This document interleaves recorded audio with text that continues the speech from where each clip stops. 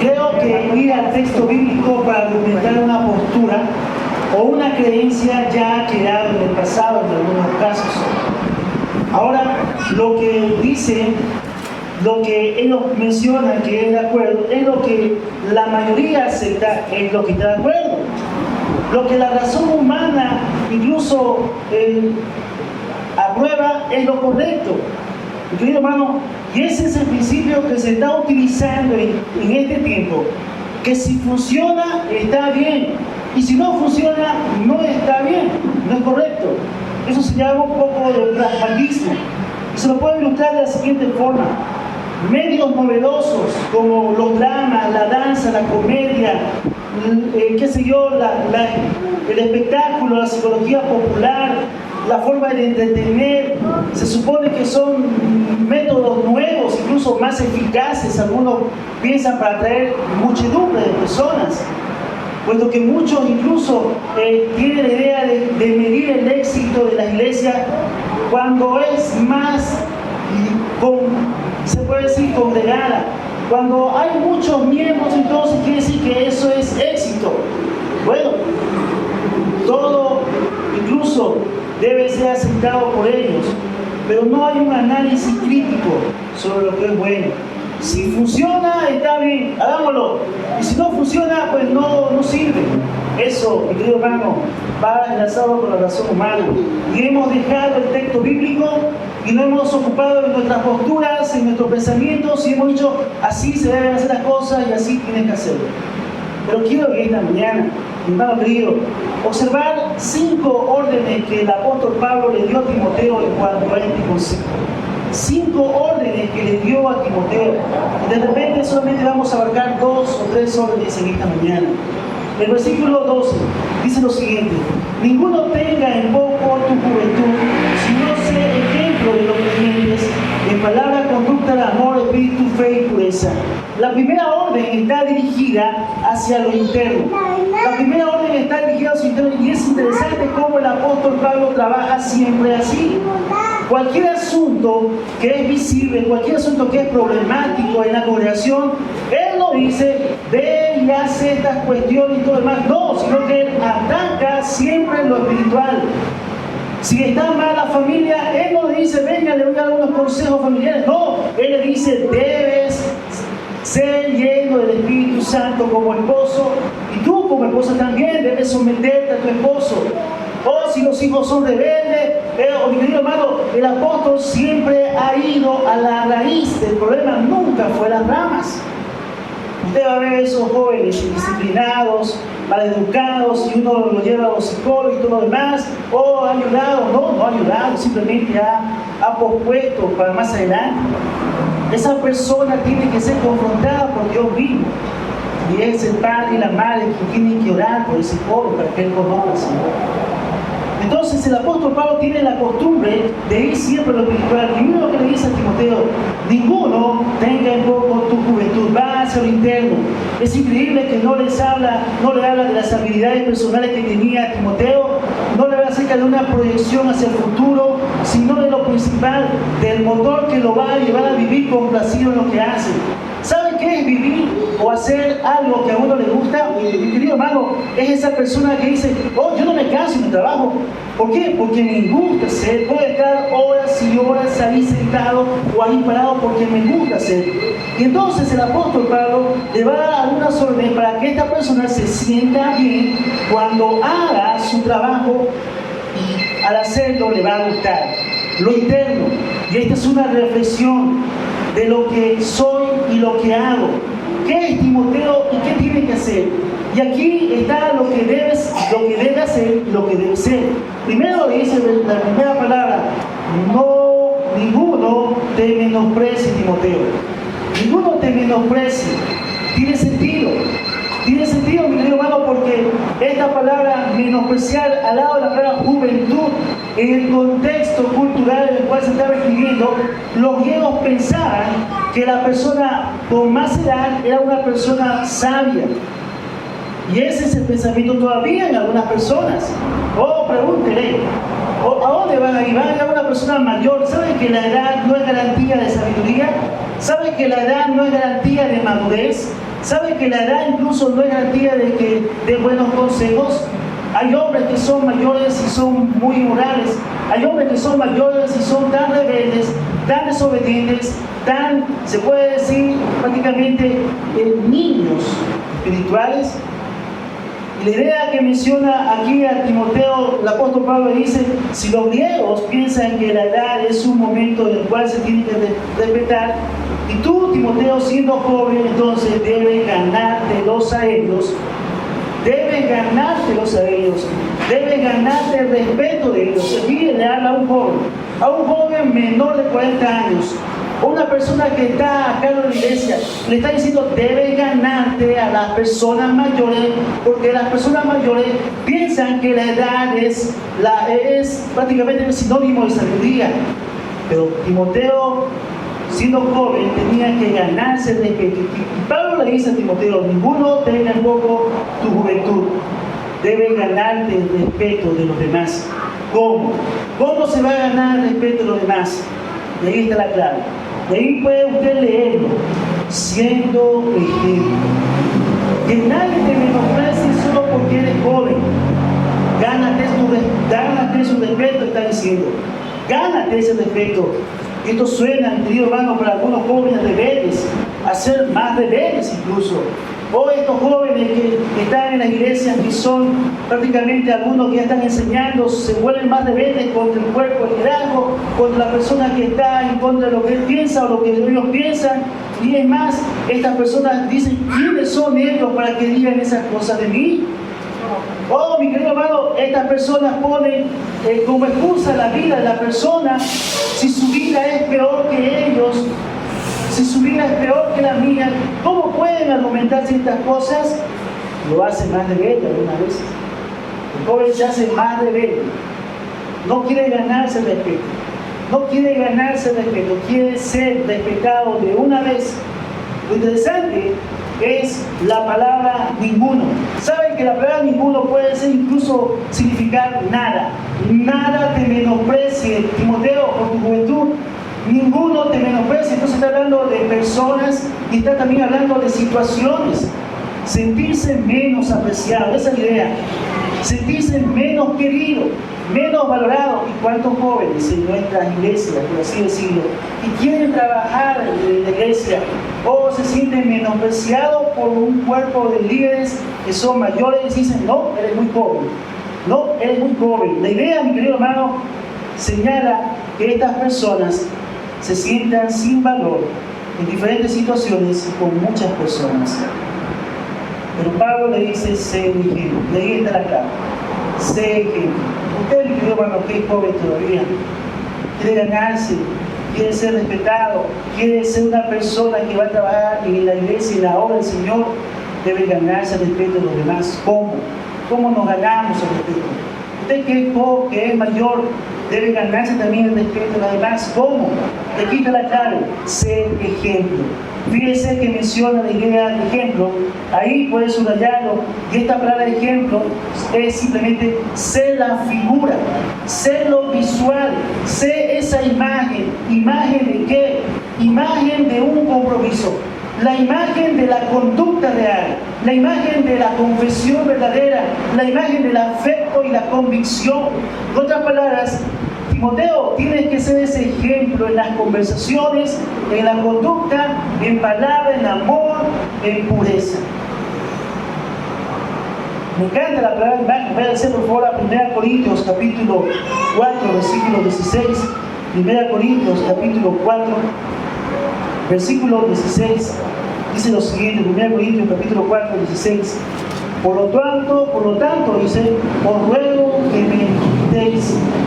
Por lo tanto, os ruego que me imitéis, dice el apóstol Pablo. ¿Saben que aquí el apóstol Pablo está utilizando otra palabra que no es figura, que no es ejemplo, sino que está utilizando la palabra de imitar, como la palabra mimo, una persona que imita a una persona auténtica? Y el apóstol Pablo está diciendo, debe imitarnos. dando la idea de que la persona tiene que hacer o imitar lo bueno del apóstol Pablo.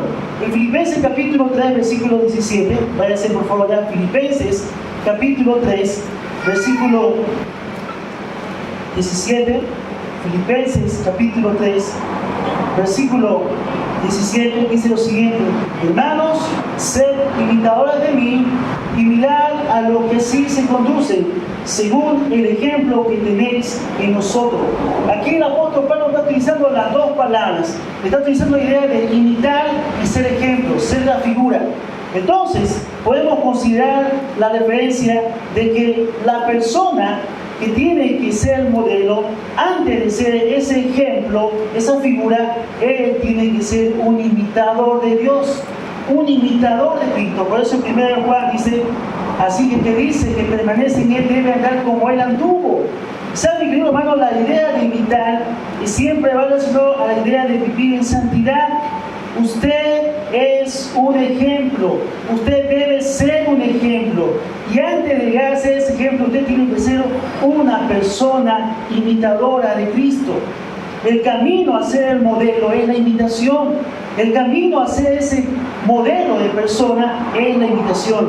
En 1 Tesalonicenses capítulo 1, mire lo que menciona el apóstol Pablo, ahí van a encontrar ustedes estas mismas dos palabras.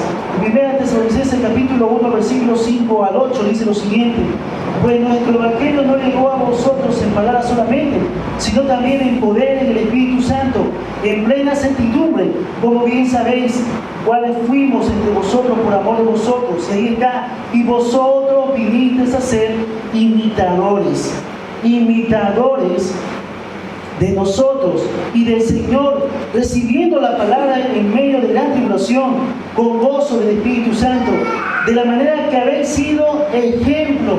Entonces, la persona que quiere ser un ejemplo para los creyentes, para la sociedad, debe ser primero un imitador de Cristo, un imitador de lo que es correcto, de lo justo, de lo sano, de lo puro, de lo limpio, un imitador de santidad.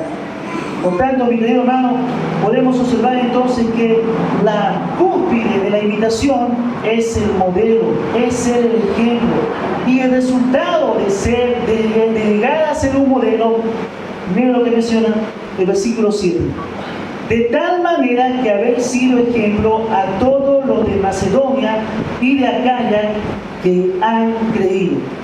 Mi querido hermano, cuando la persona es modelo, cuando la persona es ejemplo, hay una divulgación. Emite la palabra de Dios, su vida va a emitir lo que es el Evangelio. Las personas van a observar que este hombre o esta mujer es diferente.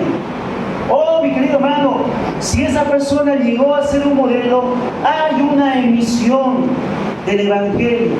Por eso estas personas dicen que ellos habían creído porque ellos fueron un ejemplo. Ese es el primer resultado. El segundo resultado de ser modelo, vaya a ser el versículo 8, dice: porque partiendo de vosotros ha sido divulgada la palabra de Dios. Hay una proclamación, hay una difusión, se va a difundir el Evangelio, se va a difundir el concepto de la predicación, un testimonio fuera de la congregación. Si usted y yo somos modelos en palabra, en conducta, en amor, en fe, en espíritu y pureza, mi querido hermano, hay una proclamación, hay una divulgación. Usted va a predicar al Señor, no se va a cansar. Las personas van a observar y le van a preguntar: ¿qué tienes? Es diferente a los demás. Tu forma de hablar es diferente, tu conducta es diferente, tu aprecio también es diferente. Eres muy puro, te abstienes de todo, eres diferente. Mi querido hermano, entonces, ¿dónde comienza la imitación? ¿Dónde comienza el ejemplo? Es decir, ¿en qué lugares y a qué personas debo mostrarme como ejemplo? ¿Dónde comienza eso? Primera, Timoteo capítulo 4, versículo 12. Pablo no escapa ninguna y dice lo siguiente: sí, sé ejemplo ¿de qué? De los creyentes. Tú, como creyentes, debes ser el ejemplo. ¿Sabe, mi querido hermano? Es interesante que a veces las personas que dicen que son creyentes y no andan conforme a lo que está establecido en la Biblia, son una obstrucción a la predicación del Evangelio. Ellos obstruyen la predicación. Porque si salimos a predicar, si le compartimos a los vecinos y todo lo demás, le decimos, te invitamos a la iglesia, vamos a hablar del Señor, y ellos nos van a preguntar, ¿cuál iglesia? La que está al frente de la Villa Olímpica, el Quinto Anillo. Ah, es iglesia. Ahí así de tal persona. Sí, así de tal persona. Entonces no voy. Entonces no voy. ¿Sabe que la persona, cuando no es ejemplo, cuando no hay una imitación de lo que es Cristo, obstruye la predicación del Evangelio? Y el concepto que ellos tienen es que todos los que van a la iglesia son hipócritas. Ese es el concepto. Querido hermano, nosotros debemos ser ejemplos. Si el apóstol Pablo está recomendando a Timoteo de que este sea ejemplo, ¿sí?, nos cuidamos cuando estamos frente a un inconverso. No hablamos groserías delante de los inconversos, pero a veces hablamos groserías delante de nuestros hermanos. No manifestamos conductas rebeldes delante de los inconversos, pero nos mostramos rebeldes delante de los líderes o de los hermanos. No hay relación. El apóstol Pablo está mandando aquí que debe ser ejemplo de los creyentes. Tú eres. Bien, váyase a Romanos capítulo 14. Romanos capítulo 14, versículo 15. Romanos capítulo 14, versículo 15. Estaba meditando este pasaje. Romanos capítulo 14, versículo 15 dice lo siguiente: pero si por causa de tu comida, de la comida, tu hermano es contristado, ya no anda conforme al amor. No hagas que por la comida tuya se pierda aquel por quien Cristo murió. Quiero recalcar que no está hablando de salvación. No está hablando de pérdida de salvación.